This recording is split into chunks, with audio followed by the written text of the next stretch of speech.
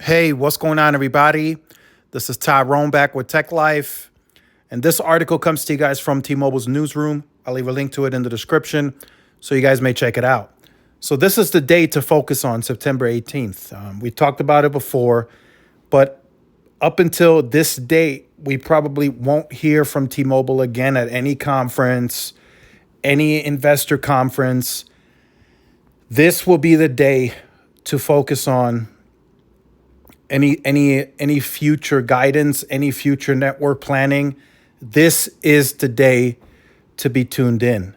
Now, with my recent trip to Albuquerque, I will say T-Mobile is closing the gap severely. I know I mentioned there were some cutouts, but I believe there must have been an issue. I have to do a follow up with an engineer on that. But I clearly saw a T-Mobile site in that area where I didn't have any service for like 8 to 10 miles. And I also cross-checked and referenced Cell Mapper, and Cell Mapper also has that site mapped in green. That means there's been a ton of data points to make it an official site.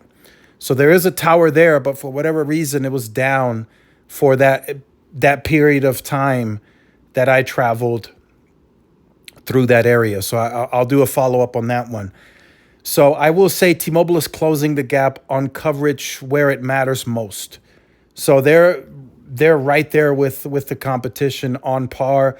I never felt like I needed to move to another carrier because the service was so horrible. Now, if you asked me that same question back in 2014, 2015, 2016, I would have a totally different answer for you. I traveled using T-Mobile in those days, and it wasn't a pleasant experience. As soon as you left city limits, you were on AT&T's HSPA, and that was capped roaming, and you couldn't do anything, right? Streaming was horrible. You could barely send messages. You could barely make any calls. It was just bad for that entire trip. Literally leaving the city limits until you got to the destination, it was just a mess. Now, you still have some of those cutouts, but when you do have coverage, it's native coverage the rest of the way on T-Mobile's actual network. So you're able to send texts, calls, stream, and it works fine. And I had other people with me on the trip, and they also didn't reference, oh, I'm going to leave T-Mobile and go to another carrier. They did experience the cutouts. They did notice that. But again, it wasn't bad enough to where they're all of a sudden going to leave the carrier. So that tells me they're closing the gap each and every year. Now, they still have work to do. I will acknowledge they still have work to do. And that's just the trip, right? That's just one area. There's other areas of the U.S. that I will acknowledge in this video that T-Mobile has more work to do. So with this September 18th, they will tell us, okay, the site count is increasing. This is how many more sites we plan to deploy. And that will close the gap some more. Then if the U.S. Cellular transaction gets approved, then that will close the gap some more. So you guys catch my drift. T-Mobile is trying to minimize and close that coverage gap natively, bit by bit by bit, against its competitors. And in the areas now where they have matching coverage, 9 times out of 10, T-Mobile is going to perform better. They have that N41 deployed. They have better AWS and PCS holdings. So even if you get outside of that 2.5 coverage and you get onto that AWS PCS, you're likely to perform better on that spectrum. Now, is it that big of a deal? Likely not, as I mentioned in a video.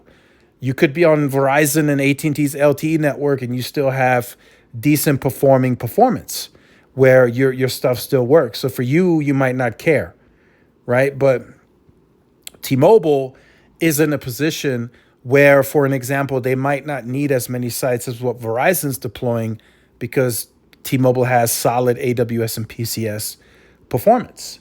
Right before for my market, and you'll see more videos on that. Verizon is deploying a ton of new sites. I just put out a video earlier today. A new site just went active. Then there's another video that's going to come out where Verizon is deploying another site, brand new site. And I've tested and I've cross-referenced and tested T-Mobile in those areas.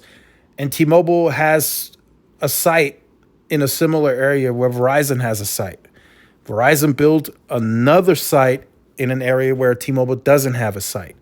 T-Mobile does fine in that area where Verizon's deploying that new site. T-Mobile's doing 400, 500, 600 megabits per second on 2.5.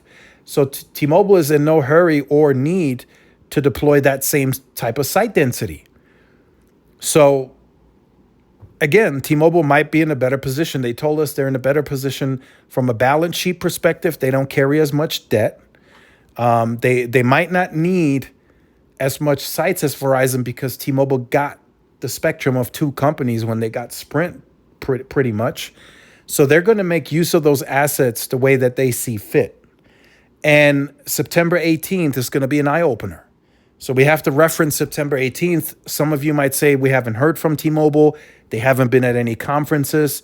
It's because September 18th is going to be a big day. That's going to be a big day for the industry, for analysts. This will let us know how T-Mobile plans to continue to extend their 5G lead, so to speak. So that's where we will hear that all. If they plan to deploy 5,000 more sites, then that's what they plan on doing, right? If they want to up the small cells from 50,000 to 75,000 as an example, then that's what they're going to announce. Do they need it? Probably yes. They have a lot of I view T-Mobile's entire network differently because they have a younger crowd, right? They clearly have the younger base. So their usage, right, on the network is probably, I would say, much higher than what Verizon and AT&T, their respective networks, endure every day. Because T-Mobile has a younger crowd, they have the millennials, if you will, and they are more data hungry.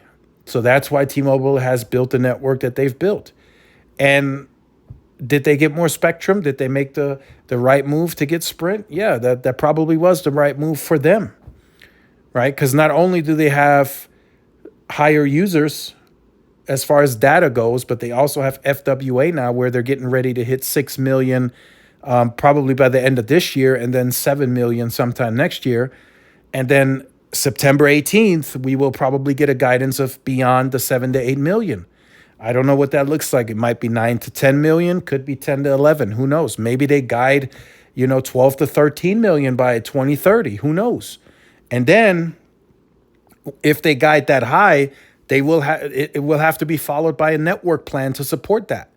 The extra capacity beyond 7 to 8 million, I just can't see that happening. If they come out and say, oh, we will get to 12 to 13 million on that same extra capacity model, they can, I'm gonna call them out on that. They're gonna have to follow that with an actual network plan that requires capital to deploy something. It's got to be millimeter wave, extra site count, whatever. Something has to support a build plan beyond 7 to 8 million. If they come out and they say we're going to get to 12 to 13 million with the extra capacity model, that's not going to work for me. I'm going to call them out on that, and I'm going to caution everybody on that. Because today already with that extra capacity model, it's getting real tricky. So I don't know if they analyzed that correctly or what the case is, but if they come out and say extra capacity again for this next round of guidance, I'm going to call them out on that. They're going to have to support that with the next round of FWA growth. T-Mobile's going to have to support that with a network plan, and I'm going to want to see it at this September 18th date. So that's just what I wanted to talk about today. The recent trip, eye-opening, closing the gap to the competition. Using AT&T, yes, it cut out less, but T-Mobile is right there. They're not far off. And the rest of the trip beyond, I would say that 8 to 10 miles, T-Mobile was neck and neck with AT&T, the network for first responders. So they're closing the gap. Next year, I'm going to travel that same stretch again. I'm sure by that time they'll have that site figured out where it was down that 8 to 10 mile stretch. and then they'll be on par. They'll be on par with AT&T, and Verizon is very good on that stretch too. Had a friend tell me he traveled that stretch with Verizon, and they did well. So T-Mobile will be on par. And that's not to say that that fixes everything across the network. They still have work to do, but that's why September 18th is so important. So let me know your thoughts in the comments. Like, share, subscribe if you're new. Follow my social media outlets. This is Tyrone with Tech Life. See y'all in the next one. Peace.